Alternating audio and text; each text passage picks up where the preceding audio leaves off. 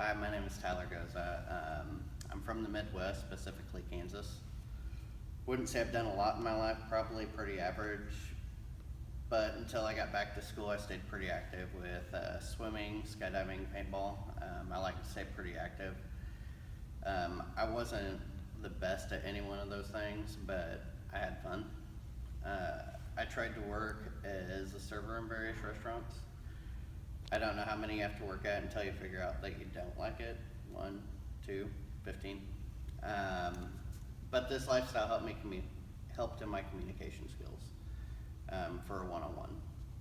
So a decade past high school, I decided that it was time to sit down and figure out what I wanted to be when I grew up. We'll get to that a little bit more. Just want to say thanks for listening, and I'm sure you will not be disappointed.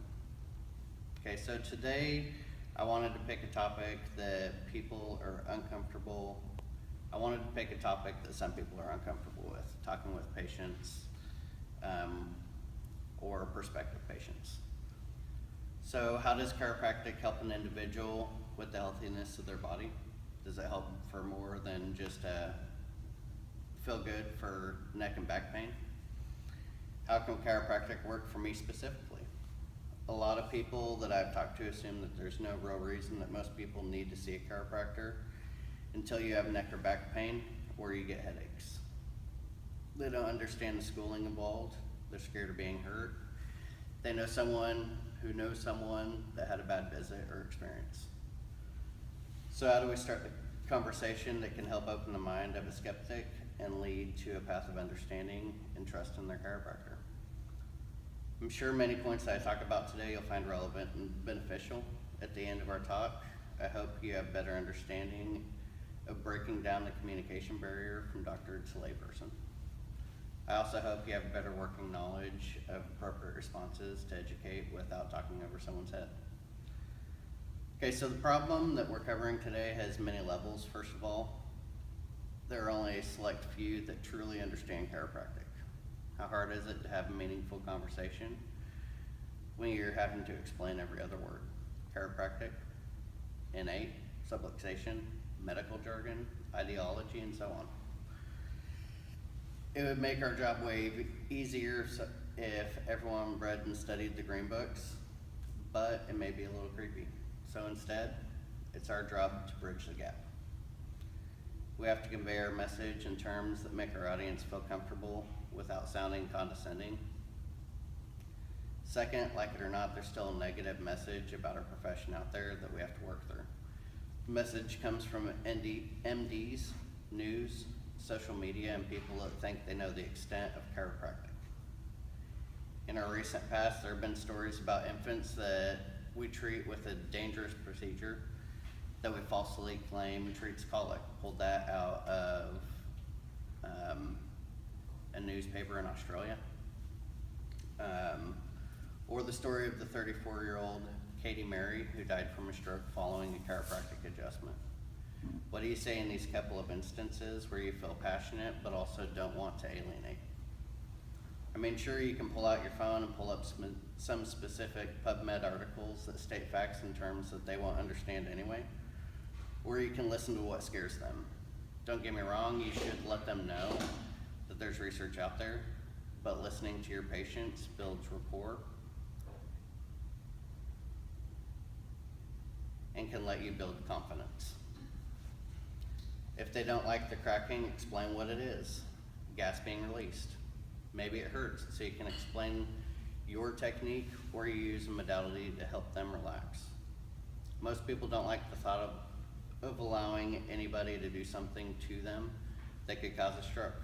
Study it, articulate, word your answers in a non-threatening way. Studies have shown that conclusive evidence is lacking for a strong association between neck manipulation and stroke. That was in a 2012 study in International Journal of Clinical Practice. The study takes many factors into consideration, but may be one way you tell your story. There are also studies like the RAND study that show 1 in a million chance of a stroke.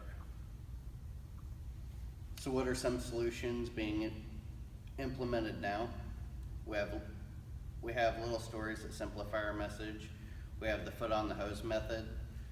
The brain has a hard time communicating through subluxation, just like when you step on a hose and the water's on. Sure, information gets through, but you can get distorted. There's the closed pin theory. When it is closed, your brain works properly, able to send messages to the rest of your body. When it's open, it has a hard time sending messages. Just pick an explanation that resonates with you. As far as the negative hits from the media and other sources, use your best judgment. There are ways to state your case without having a destructive conversation. Reword reputable cases. Share either personal or known chiropractic stories. Personally, for me, my cousin had a child that was 6 months old. She was breastfed for a month and a half before switching to formula.